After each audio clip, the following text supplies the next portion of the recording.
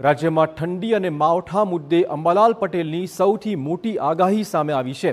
Western ડિસ્ટર્બન્સના કારણે રાજ્યના હવામાનમાં આવશે અચાનક જ પલટો। કચ્છ, ઉત્તર ગુજરાત, મધ્ય ગુજરાત, સૌરાષ્ટ્રમાં માવઠાની આગાહી તેમણે કરી છે। 6 થી 14 જાન્યુઆરી દરમિયાન પણ હવામાનમાં પલટાની આગાહી છે। જાન્યુઆરીના મધ્ય ભાગમાં આકરી ઠંડીની શક્યતા અંબાલાલ પટેલે વ્યક્ત કરી છે। હવામાનમાં પલટો આવશે। ગુજરાતમાં વાદળો આવવાની શક્યતા રહેશે। કચ્છના હવામાનમાં પણ પલટો આવી શકવાની શક્યતા છે। ક્યાંક છાંટા તો ક્યાંક હળવો વરસાદ થવાની શક્યતા રહી શકે। આ ઉપરાંત ઉત્તર ગુજરાતના પાટણ સમી હારીજના ભાગો અને લગભગ મહેસાણા, બનાસકાંઠા, રાધનપુર, વાવના ભાગો અને ડીસા, પાલનપુરના ભાગોમાં પણ હવામાન